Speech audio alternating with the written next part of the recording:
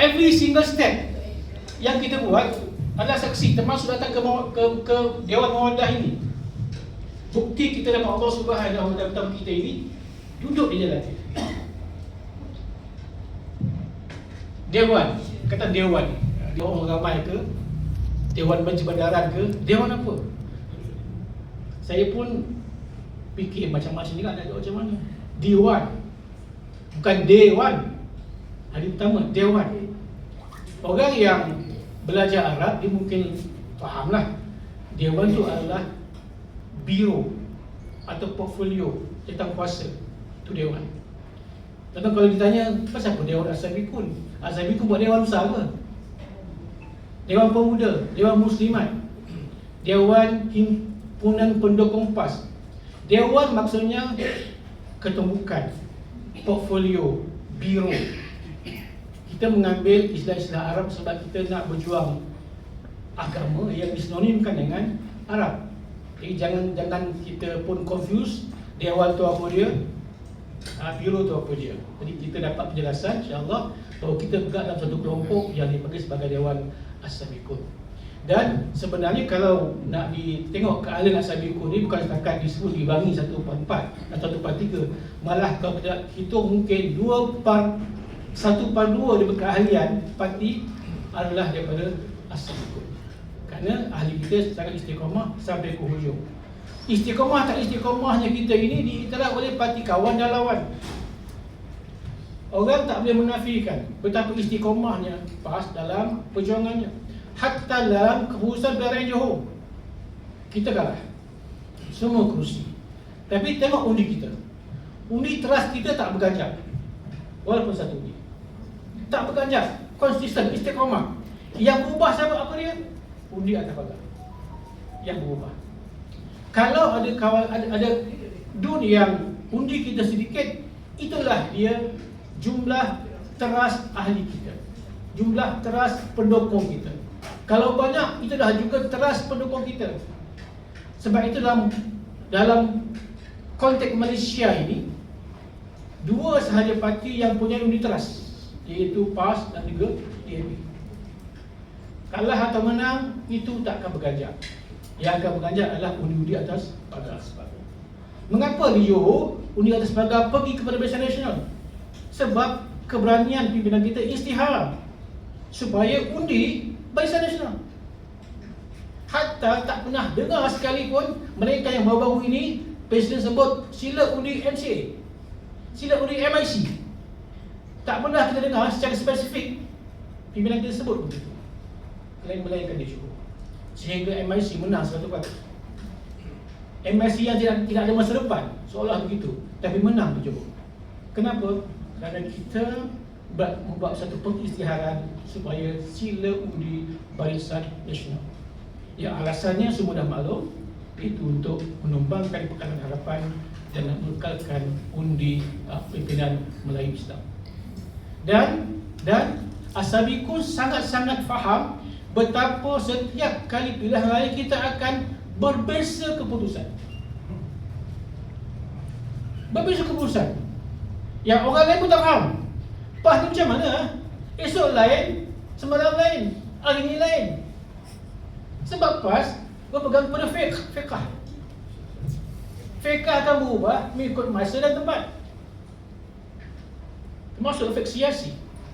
Yang As-Sabiqun faham, PAS faham. Orang muda PAS mungkin keliru, anak muda PAS yang baru join PAS mungkin dia keliru. Saya tak faham dah. Tahun lepas lain statement dia, tahun ni lain, semalam lain, hari ni lain. Itu yang disebut sebagai Al-Fahmu. Rukun pertama perjuangan Islam adalah Al-Fahmu. Kena faham. Dan antara faham ialah fiqh siasi, fiqh politik yang sentiasa berubah. Tapi yang pastinya setiap keputusan PAS tidak membawa PAS mundur ke belakang. Saya ulang, setiap keputusan PAS tak membawa PAS mundur ke belakang. Saya bertemu banyak tempat, alhamdulillah Allah izinkan saya diarahkan membantu di PJ Suruhanjaya untuk bertemu ramai kumpulan dengan ramai tempat. Dan memang kebanyakan soalannya adalah kenapa PAS buat keputusan berbeza-beza dari satu masa ke satu masa. Sebab kita bergerak atas fiqh siasi yang pasti berbeza dari satu masa ke satu masa yang lain. Dan petua yang saya sebut, yang saya nak ulang ialah petua Dr. Dain Sanusi Dain Melayu Sepak, yang saya akan sebut ini di kebanyakan tempat. Apa disebut kepada saya, walaupun saya lama dalam perjuangan ini dan walaupun saya ada berbeza pandangan dengan pimpinan hari ini, tapi saya tidak boleh menyanggah keputusan mereka. Kerana mereka memimpin pada zaman ini, saya memimpin pada zaman yang lalu. Maknanya, apa yang diputuskan oleh pimpinan hari ini adalah keputusan semasa. Yang orang lama tak boleh declare kat media sosial, tak boleh istilah pakai mikrofon, saya bantah sekeras-kerasnya keputusan yang dibuat oleh pimpinan pada hari ini. Tak boleh. Sebab situasinya berbeza, konteksnya berbeza. Dan dia istiqomah sampai hari ini. Alhamdulillah. Yang masih menjadi tempat rujukan Presiden PAS, dia Presiden turun ke Sepak. Ini bukan calang-calang orang, dan tutur kata ini juga bukan calang-calang. Yang kita kena iktiraf dan bantu supaya direalisasikan apa yang disebut oleh pimpinan lama seperti ini. Sebab Allah sebut sebagai apa?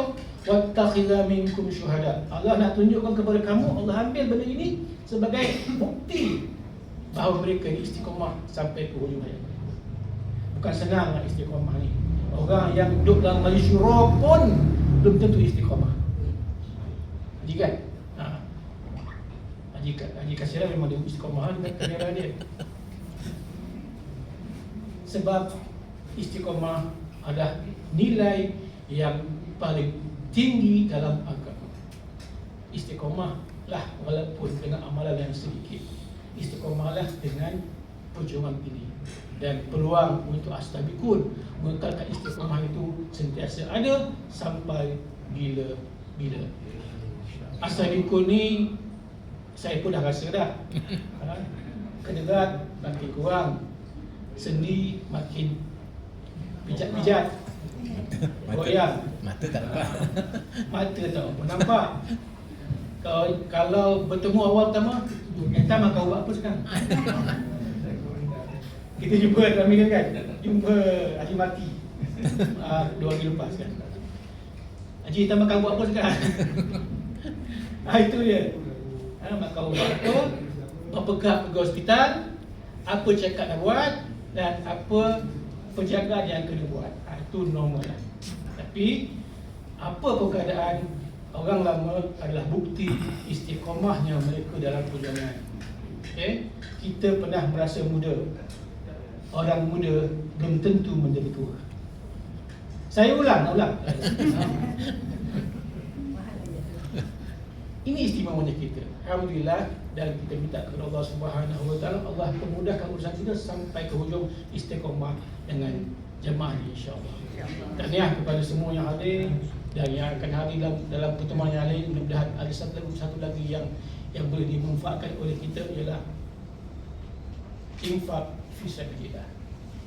Kalau kita kata kita makin tak kuat, makin lemah, mata makin kabut, telinga makin tak dengar, saya selalu gaduh dengan isteri saya, kes tak dengar lah. Cakap sebelah pun tak dengar lagi. Itu faktor-faktor ketuaan sudah masuk dalam diri kita. Tapi dalam apa keadaan pun, satu benda yang kita boleh bagi, iaitu infak fisabilillah. Orang dah berusia ni, duit dia banyak. Saya pun duit banyak, tapi tuan-tuan lagi banyak lah. Dan istimewanya kita adalah kita masih diberikan ruang infak sampai hujung usia kita. Semalam bertemu di makan malam Negeri Sembilan, di 9 kita jago. So, guru masih mengulangkan perkara yang sama. Orang yang menginfak fisabilillah itu tak sama dengan infak bina masjid surau. Sebab Allah sebut jelas dalam Quran, allazina yunfikuna amwalahum fi sabilillah, yang disambung ayat itu, setiap orang yang infak fi sabilillah seperti dalam satu pokok yang tumbuh 7 tangkai, tiap-tiap satu 100 biji. Di end up dengan apa? Dengan 700 ganda ganjaran orang yang infak fi sabilillah. Dan bila kita yakin berjuang nampas ini adalah fi sabilillah, maka infaknya tak akan sia-sia. Termasuklah infak di PRN Johor yang kita tak menang. Jangan fikir kita bekerja sana sia-sia. Jangan fikir kita infak kita sia-sia. Tidak, sama sekali Allah tak akan mensia-siakan amalan kita. Yakin dan yakinlah. Dan apa jua yang kita buat, keharapan ini, dalam perjuangan ini, Allah akan bagikan jalan setidak-tidaknya 700 kali ganda. Kali dengan 10, kali dengan 10, kali dengan 10, itulah yang kita dapatkan. Jadikan sebagai bekal kita untuk bertemu Allah Subhanahu wa ta'ala. Sekian daripada saya. Yang baik dari Allah Subhanahu wa ta'ala, yang buruk kelemahan saya pun maaf. Dan kalau wasyuru ala barakillah, saya sama-sama kita merasmikan pertemuan Ashabikun Anjung Tenggara ke Selatan pada pagi ini. Sekian, wassalamualaikum warahmatullahi wabarakatuh. Takbir. Allahu Akbar.